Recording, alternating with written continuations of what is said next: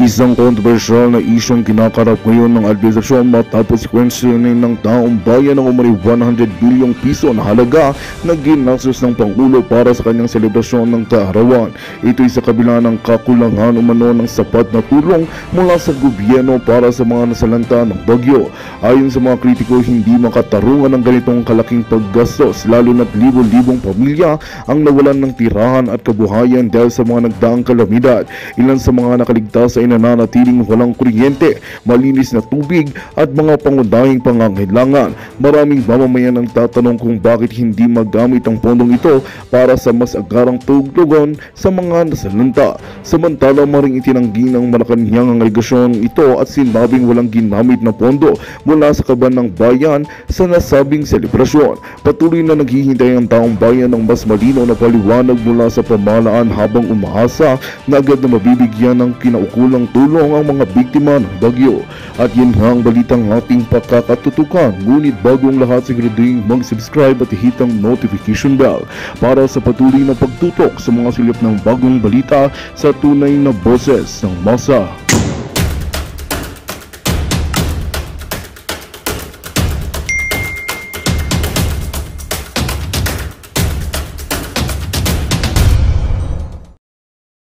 Konfirmado na po, mga kaibigan. Ayan British pop rock band na Duran Duran nag-perform sa birthday party ni BBM. Totoo nga, meron nga. Galing to sa mainstream media Magsisinungaling ba yung mainstream media? Di ba? Magsisinungaling ba yung mainstream media? Siyempre, sinungaling ang mainstream media. Ayan mga kaibigan, grabe, talagang ako'y nahihelo. Ito po mga kaibigan, tingnan natin to guys, basahin lang natin itong viral ngayon. Lakihan natin para mabasa ng lahat. Lakihan, ayan. Okay, basahin natin guys Ayon po dito sa isang Facebook page, basahin natin Ito po yung isa sa mga bisita niya na nilaglag po si Junior, mga kaibigan. Nilaglag po siya. Nilaglag siya ng bisita niya. Okay, basahin lang natin Sabi na nga ba, may birthday party si Durugista Marcos Jr. sa Marriott Hotel. Ito lang naman ang bayad sa Duran Duran na nag-perform ng concert. Halos nasa 50 million. Magkano naman kaya ang bayad sa nasabing hotel? Sigurado bumaha din ang pulburon, mamahaling alak at pagkain. Estimately nasa mahigit 100 million ang ginastos in one night. Punyeta! Nagbura pa, punyeta, sabi. Binasa ko lang punyeta, nakalagay Gastos na naman ng taong bayan yan. Wala ba naputukan ng ugat at dinala sa morgue? Grabe naman to, nag-comment na to. Ayan $750,000 or $999.99. So ganun pala kamahal ang Duran Duran. Ganun pala kamahal ang Duran Duran, mga kaibigan. 50 million pala to. Sus Maria Joseph.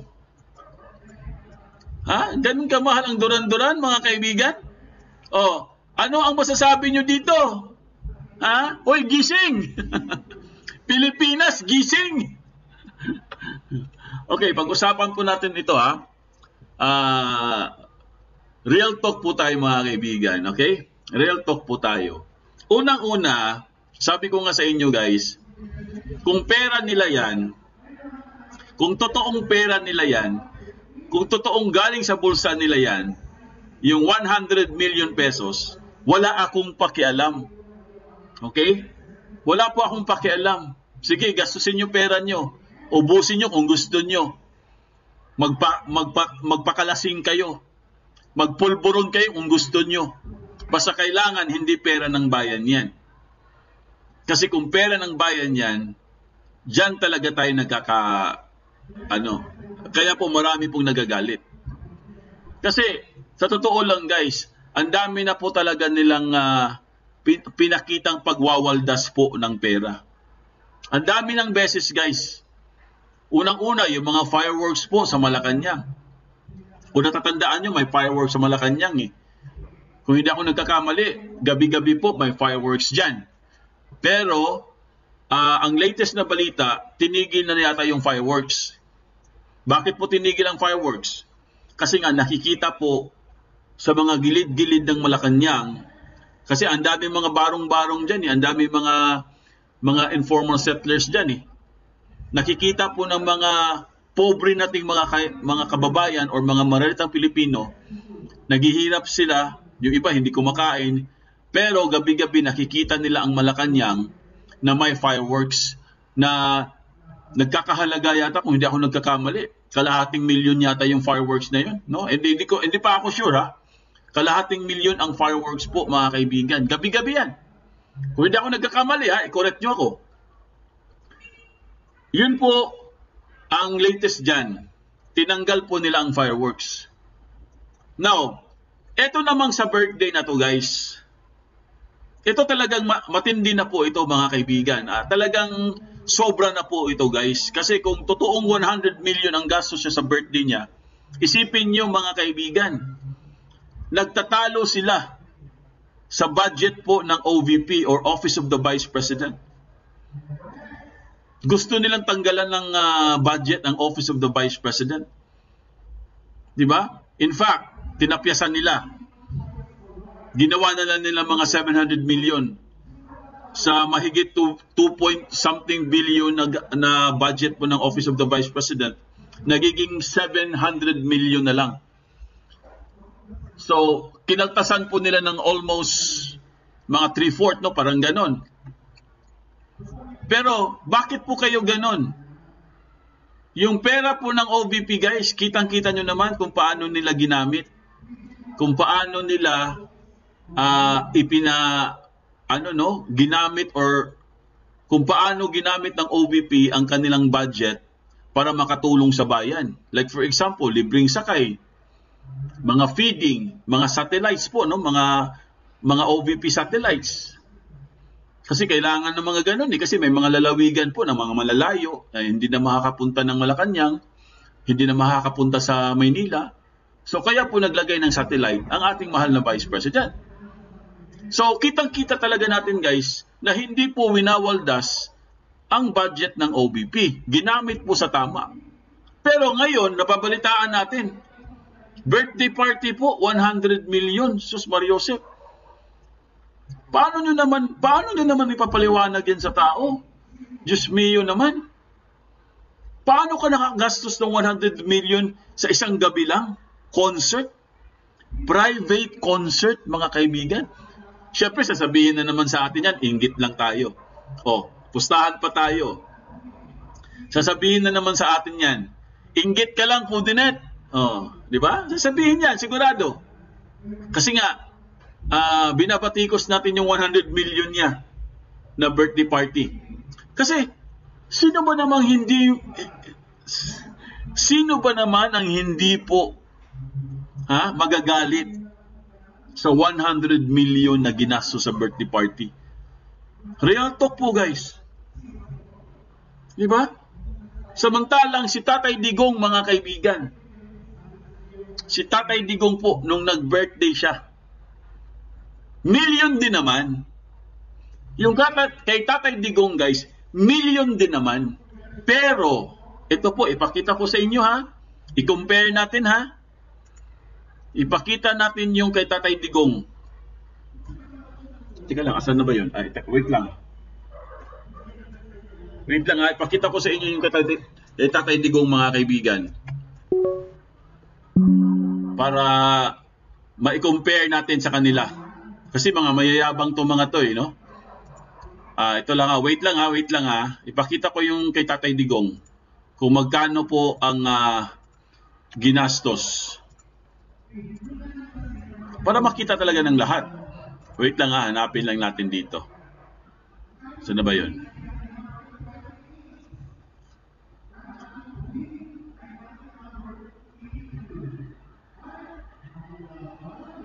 Ito po pakita ko sa inyo Ayan Ito po yung Tatay Digong, guys. Ito yung birthday niya, Birthday po ni Tatay Digong. Okay, magkano po ang natanggap ni Tatay Digong sa birthday niya? Basahin natin. Basahin natin para meron tayong ebidensya. Ay, lakihan natin. Ayan. Malaki na yan basahin nyo. Galing po yan kay Crisette. Okay, ito babasahin ko Dagdag pa for PRRD birthday. So aside from salamat PRRD House for the birthday of PRRD yesterday, we please check receipt. It's PRRD supporters. So we gifted him 1 million pesos, which he turned gifted to House of Hope. Thank you for the support of Rudy the Bear. Salamat PRRD Second Chances PH that were able to continue supporting PRRD's efforts to help others even beyond his presidency. Binigyan siya ng 1 million ng kanyang mga supporters. Ayan may resibo pa nga Ayan may resibo pa 500,000 Binigyan siya ng 500,000 mga kaibigan donation. Alam niyo ginawa niya sa 1 million mga kaibigan? Binigay niya sa House of Hope. Ang 1 million na natanggap po ni Tatay Digong, dinonate niya sa House of Hope, mga kaibigan. Alam niyo ba yung House of Hope? Yun yung mga mga bata na walang mga tahanan. Mga sanggol. Ganon po guys, kabait si Tatay Digong. Birthday niya ito birthday niya. Million din ang natanggap niya pero hindi niya tinanggap as in personal na tinanggap. I-donate pa niya guys. Para meron tayong ebidensya. Ipakita ko sa inyo. Ito yung ebidensya natin. Siyempre, sabihin na naman nila, nag-iimbento lang tayo dito. Ito dinonate niya mga kaibigan sa House of Hope ang kanyang 1 million pesos na natanggap. Ayan nag-groundbreaking po sila mga kaibigan. Ayan Propose one story, Tatay Digong. Classroom, groundbreaking ceremony. Ayan ito classroom to sa House of Hope. Isa ito sa mga groundbreaking mga kaibigan Ibig sabihin, nagpapatayo na po sila. Tapos ito na po yung House of Hope ngayon. Ipakita natin para meron tayong visual. Ito na ngayon ang nangyari sa House of Hope. Ipakita natin yung bahay. Ayan ayan ribbon cutting pa yan Pakita natin Teka lang guys. Para makita nyo, ayan Yan po yung House of Hope mga kaibigan. Yung binigay po na 1 million kay Tatay Digong dahil birthday nga niya, di ba? Siyempre kaarawan niya. Binigyan siya regalo 1 million. Anong ginawa niya sa 1 million? Dinonate niya dito sa House of Hope. Di ba? Nakakahiya Grabe. Bangag. Tingnan mo to bangag. Bangag ka talaga. Yung 100 million mo bangag, isang gabi lang. Nilustay nyo isang gabi lang. Dahil pinangbayad nyo sa duran-duran na yan, nalaos na, tapos pinangbayad nyo sa hotel, or ano bang hotel na ginamit nyo para sa birthday mo, 100 million, sa mga pagkain na kinain nyo na mga steak, na mga masasarap, na mga dessert, mga inumin, mga mamahalin na alak, syempre 100 million ba naman Tapos mga pulburonik. Samantalang kay Pangulong Duterte, binigyan siya ng 1 million. Anong ginawa niya? Dinonate niya sa House of Hope. Ganun po katindi si Tatay Digong guys.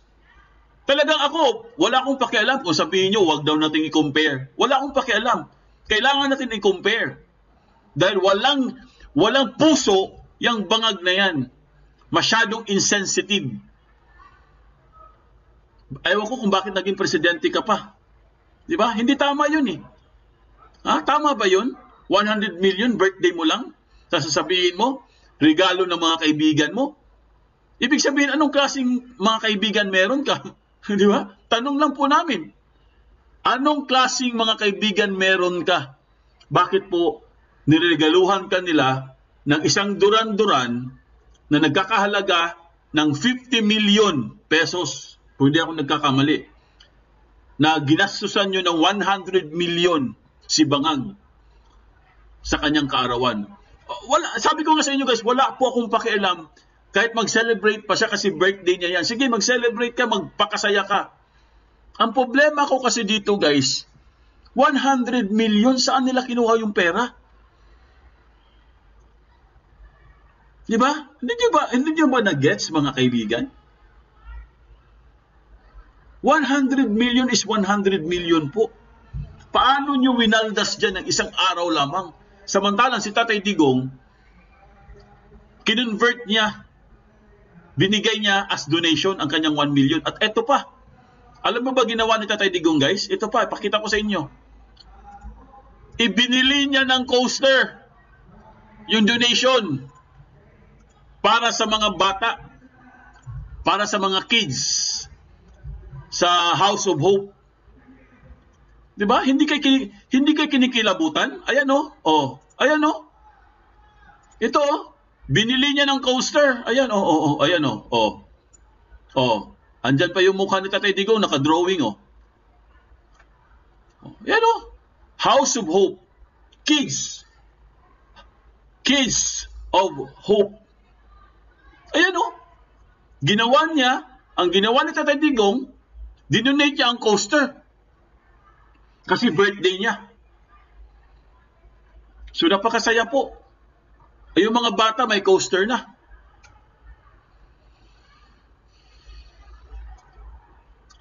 Oh, paano nyo explain yan? Samantalang si Bangag, alam ko, tama po, si Mona Oleydan. Ito ha, i-ano lang natin ha, i-segue lang natin.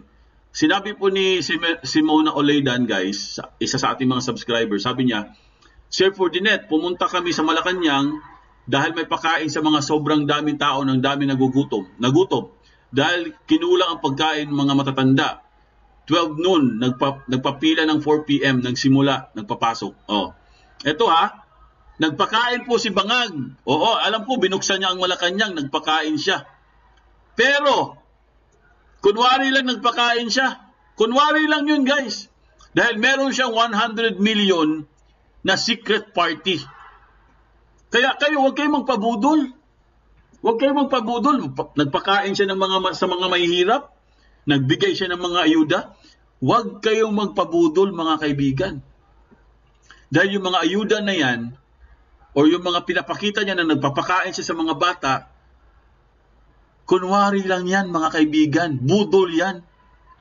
Huwag na po tayong magpabudol.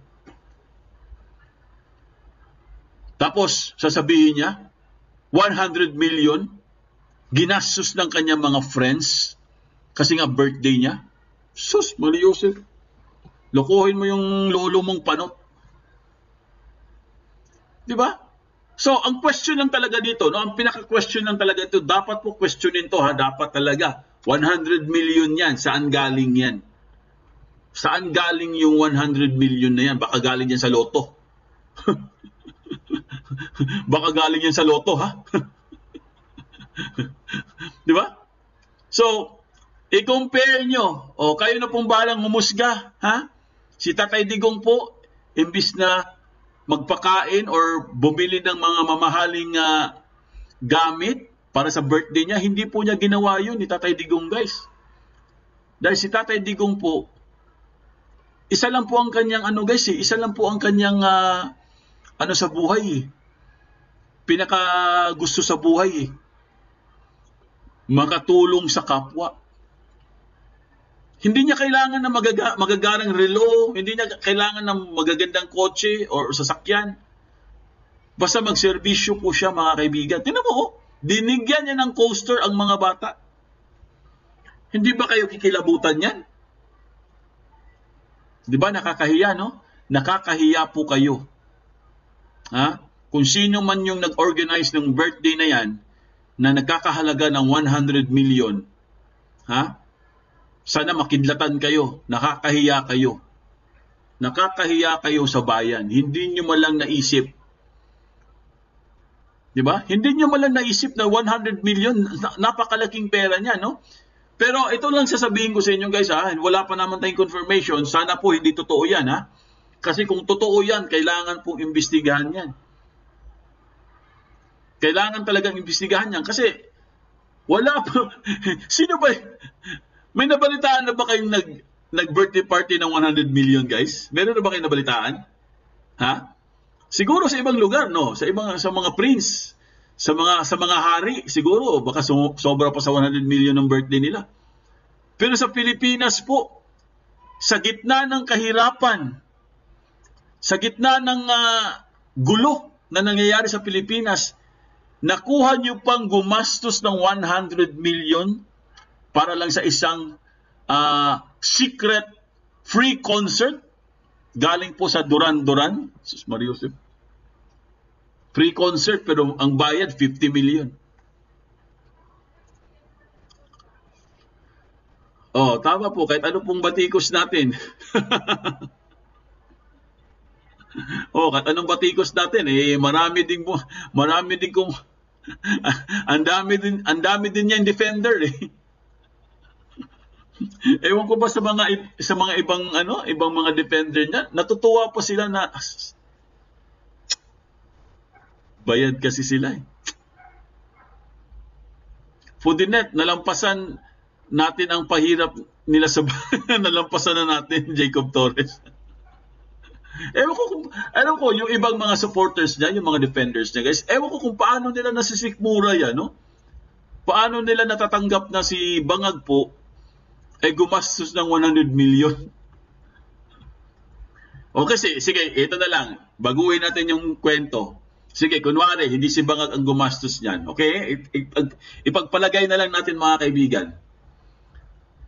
Hindi po si Bangag ang gumastos niyan, no? Just for the sake of an argument. Kunwari lang ha. Ipagpalagay natin na hindi po si Bangag ang gumastos ng 100 million. Yung mga friends niya. Okay, ito ang tanong. Sino yung mga friends na yan? O, di ba? Yun ang tanong. Sino yung mga friends na yan na kaya nilang gumastos ng 100 million para kay Bangag sa kanyang birthday party? O, yan ang tanong natin. Anong klaseng friends meron ka? Ganon sila kayaman? Talagang gagastusan ka ng 100 million pesos para lang sa birthday mo? Alam ko presidente ka. Alam natin yan. Pero ang tanong kasi dito guys, anong kapalit? Tama? Ano ang kapalit? Kasi kung ginastusan ka ng 100 million sa birthday mo at kinontak pa nila, inarkila pa nila yung Duran-Duran na laos na. Laos na yung Duran-Duran.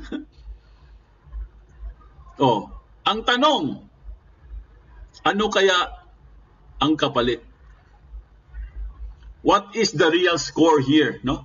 Ano kaya talaga totoo dito? Bakit po ganun sila gumastos?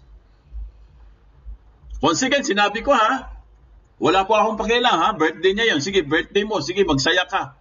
Wala akong pakialam. Ang sa akin lang mga kaibigan, ang pinaka-concern ko lang guys, yung 100 million. O si Norma Jalaba nandito. Norma Jalaba, kumusta ka na? Ayan si Norma Jalaba mga kaibigan, no? Andito po. Ang tagal din na nawala ni Norma Jalaba, saka si Susan Abeles, busy din eh. Oo, ayan o, Norma Jalaba. Sabi ni Norma Jalaba, Villa Tagalban, sisi ko, yes po, very busy po sa work, summer holiday season is over, thank God. So, I'm back na sa work pa rin. Now then, stress is over. Miss Labia to all. Busy nga talaga. Sobrang busy si Norma. Okay. Bawal po tumanggap na kapag government official ka po, regalo. Yes, bawal po talaga. Yan po ang number 1 rule. Bawal po tumanggap ang mga government official ng regalo. Lalo na pag yung regalo na yan ay nagkakahalaga ng 100 million pesos. Diba? Kaya yun ngayon, nako, wag naman, nako, baka tama itong si Edgar Allan Pulido. Ang kapalit niyan, 0 taxes ang kabayaran. Pwedeng ganun. Pwedeng ganun, guys. Hindi po imposible yan, Edgar. Posible yan. Di ba? Posible po yan na pwedeng pumasok sa Pilipinas yung mga business nila na wala ng tax. Pwedeng ganun. Kasi nakakapagtaka naman talaga eh. Di ba? Nakakapagtaka naman talaga. Saan mo pupulutin yung 100 million para lang sa birthday party na isang gabi lang?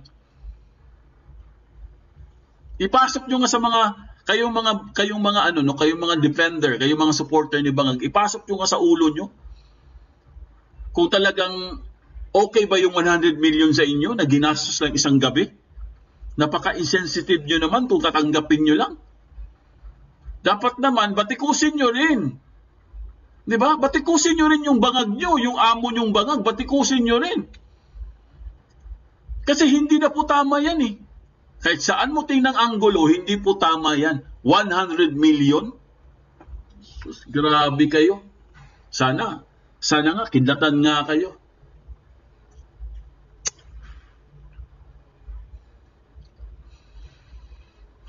Kaya nga, isang araw lang po, mga kaibigan. One night. Alam mo, sa totoo lang guys, parang ayaw ko nga pag-usapan tong mga ganito eh. Kasi nga, ang dami naghihirap eh. Ang dami naghihirap, ang daming walang makain, tapos pag nag-party sila, sige-sige lang. Nagpapakasaya sila, nagpakasasa sila sa kaba ng bayan. Wala silang pakialam. Tapos pag binatikos mo, magagalit pa. Tayo pang may kasalanan. Di ba? Tayo pa sisisihin. Ito nakalagay sa balita. Ayan o. Ito na ba yun? Ayan ha. Kinumpirma, nag-perform ang Duran-Duran sa party ni BBM.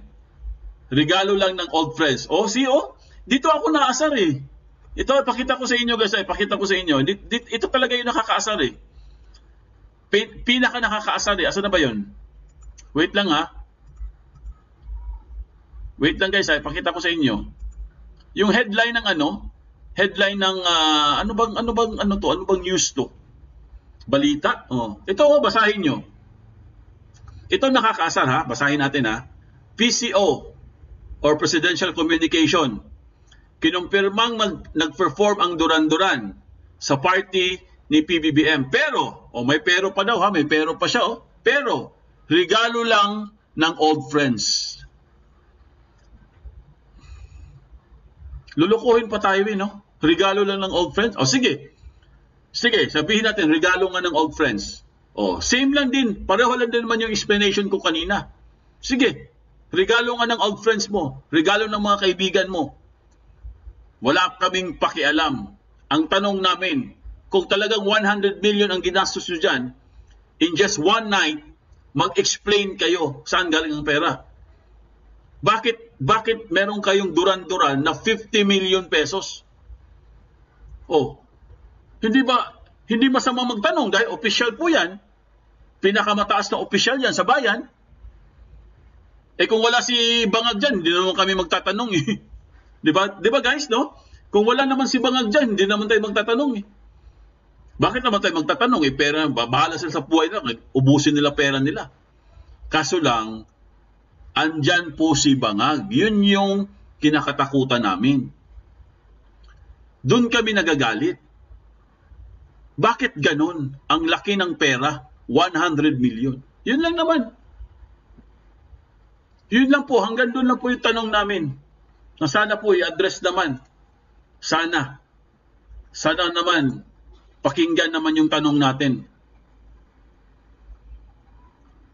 Talagang gaba. Talagang, gaba talaga yan. Sunod yan, gaba.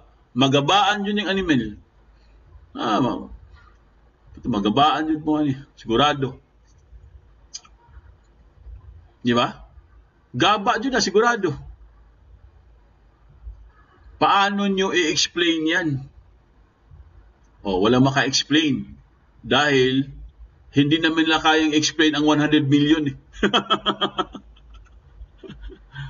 Ito po, basahin po natin ito. Ito po, galing po ito kay Mrs. Rogando Sasot. Kasi si Mrs. Rogando Sasot po, mga kaibigan, ang nag-expose nito, no? Ang sabi dito, Duran-Duran, the Filipino people would like to know if you sang your 80s hit White Lines during the private concert for the Philippine President birthday, which Filipino taxes paid for. Grabe, no? Ito, ulitin ko sinabi ni Sas, ha? Sabi ni Sas, Duran-Duran, no? In-address sa Duran-Duran. Duran-Duran, the Filipino people would like to know if you sang your 80s hit White Lines during your private concert for the Philippine President birthday, which Filipino taxpayers paid for. Grabe, no? Huwag kayong papayag na di kayo a-attend ng Duran-Duran private concert para sa birthday ni BBM sa Manila Ballroom ng Marriott Hotel. Pera nyo yan, mga taong bayan. Hala, lusob. Kayo namang mga taga Marriott Hotel na mga empleyado, huwag kayong papayag na hindi mabulgar yan. Manila Marriott Hotel. Pera nyo yan. Pera ng taong bayan yan. Hala, lusob. Mga taxpayers sa Manila Ballroom ng Marriott Hotel, ongoing pa ata ang taxpayers paid concert ng Duran-Duran for birthday party of BBM. Grabe si Sas Gando Sasot. Taxpayers pala yan. Ay, nako. Sa pool kayo ngayon. Di ba? Grabe po, mga kaibigan. Ang tindi ng bangag na to, no? Ito yung pinakamatinding president, guys. Ang hilig sa concert. Grabe. Bakit kaya ang hilig niya sa concert? Kasi ang sabi nila, guys, pag bangag daw, mahilig daw talaga sa concert. Ay, nako. Ewan ko, ambot sa langaw. Ambot sa langaw. Ay, nako. May hangover pa sila. Sabi ni Sylvia Katakutan. Oy, Margarita Libon, malaki ang budget, OTP. Mga walang kwenta to, mga to. Punta naman tayo sa ibang topic, guys. Baka ma-high blood tayo dito. Ha? Ako nga, pag nag-birthday nga tayo, magkano lang yung binibili nating cake? Magkano lang yung binibili nating cake? Nasa mga 500? 800? Siguro, ang mga pinakamahal na cake siguro na nasusubukan natin, katulad ng kuntis. Bumili din ako ng, si partner kasi mahilig mag-kuntis yan. Yung kuntis na cake, yung masarap, yung malaki. Siguro, nasa mga 1,000 yun. Masaya ka na, no? Masaya ka na pag nakabili ka ng cake ng mga 500 na cake, o kaya 1,000 na cake, no? O kaya punta ka sa Red Ribbon, o kaya Goldilocks. Di ba? Masaya ka na eh. Mag-blow ka lang ng candle, ayan, may cake ka na, tapos bili ka lang ng soft drinks. O kaya, magluto ka spaghetti. Di ba ganun na mga typical talaga ng mga Pilipino eh, no? Pag may birthday, spaghetti ka agad, o kaya, pag hindi naman bata, medyo may edad-edad na, siyempre, pansit. Pansit Canton, di ba? Ganun yan eh. Bili ka ng pansit Canton, tapos soft drinks, yan, pwede na. Mamimigay ka sa mga kapitbahay, di ba? Pag may birthday, ganun yun eh. Mamimigay ka sa kapitbahay, tatawagin mo yung mga mga kabarkada nyo. Oy, si tawagin nyo, bigyan nyo ng cake, tsaka pansit.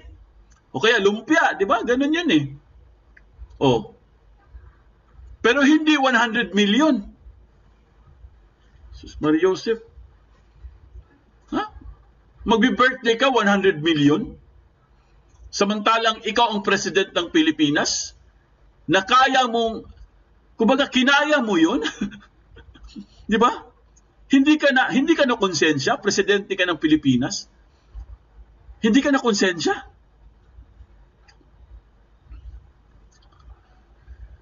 Ay, nako. Yari na naman kay Ted Filon to, no? Sigurado. May mayayari na naman kay Sir Ted Filon. Sir Ted Filon, ha? Ikaw na bahala dito, ha? Sigurado na naman yan kay Ted Filon na yan. Di sila marunong magtipid. Kaya nga Ella Carino waldas nga sila. Super waldas nga sila. Kasi alam nyo guys, gano'n naman talaga pag hindi mo pinaghirapan yung pera, ninakaw mo lang, dinekwat mo lang yung pera sa PCO, sa loto. Kaya waldas lang sila ng waldas. Gastos dito, gastos doon. Party dito, party doon. Concert dito, concert doon. Kasi nga, hindi naman nila pera yan guys Ganun naman, di ba? Ganun ang karamihan po sa mga tao. Ganun Pag hindi mo pinaghirapan, inakaw mo lang, sige, gastos, sige. Bili. Bili ng mga mamahalin, bili ng mga bags, bili ng kung ano-ano. Bili ng relo, bili ng kotse. Kasi nga, hindi mo naman pera yun Hindi mo siya pinaghirapan, kaya waldas ka lang ng waldas. Kasi nga, bilyonaryo, saan galing ang pera? Galing sa kaba ng bayan. Di ba? I mean, ang kinikwento ko dito, real talk lang to ha. Real talk po tayo, wala pong halong ano dito ha. Real talk lang po ang kinikwento ko sa inyo. Yung totoo talagang nangyari. Ganun naman usually, di ba? Pag hindi mo pera yan, waldas ka lang ng waldas. Wala kang pakialam. Pero pag pera mo yan, pinaghirapan mo yan, pinagtrabahuan mo, di ba? Ang hirap bitawan ng pera. Oo, no? Need cash, no? Sukdula na. Grabe na po talaga, guys. So, iwanan na natin to. Punta na po tayo sa ibang topic, no? Kasi nakaka-ano na nakaka-high blood na Pudinat, high blood ka pala. Muntik na ako ma-high blood. Muntik na ako ma-high blood dyan. Sa 100 million na yan. Napikon na ako sa 100 million guys. Sana binigay na lang sa atin, no? Sana binigyan mo na lang si Pudinet ng 100 million. O kaya pinaghati-hatian na lang. Kaya nga Margarita Libon anong gagawin natin, no? Kailangan talaga natin dito ewan ko. Ay nako. May magagawa po tayo Margarita Libon, mayroon po tayong magagawa. Magdasal po tayo. Ipagdasal po natin kasi ang sabi nga ni BP Sara, ang gaba di magsapa. So, yan lang po ang masasabi ko diyan. Okay, ito pa, may papakita pa ako sa inyo. Ito po, ayan o. Kakasuhan na po mga kaibigan ang Chooks to Go. Ayan o. Chooks to Go, kakasuhan ng abogado ni Apollo Kibuloy at Kingdom of Jesus Christ dahil sa viral ads dito. Dapat lang talaga silang kasuhan. Di ba? Alam naman nilang si pastor po mga kaibigan ay talagang naghihirap po ngayon sa pihitan. Tapos ganyan pang ginawa ng Chooks to Go na yan. Totoo ba yung Chooks to Go na yan? Nakakahiya po kayo, Chooks to Go. Ngayon, wala na pong bibili sa inyo. Di ba? Alam naman nung nag-suffer po yung si Pastor Kibuloy, ginaganyan nyo pa. Ginagawa nyo pa ng katatawanan. Hindi po nakakatawa ang sinapit ni Pastor Kibuloy ngayon. Di ba? Ito po, basahin natin. Ayan o. Ang nakalagay dito, hinimok ng abogado ng Sunshine Media Network International or SMNI ang publiko na i-boycott ang isang kilalang kumpanya na nagbebenta ng kanilang tanyag na lechong manok sa isang post sa Facebook. Ayon po yan kay Mark Tolentino, mga kaibigan. Isa sa mga abogado ng SMNI, no? Na dapat naman talaga kasuhan na. Kasuhan talaga yan, guys. Hindi po pwedeng hindi kasuhan yan. Ito po, panoorin po natin yung updates para malaman natin, guys.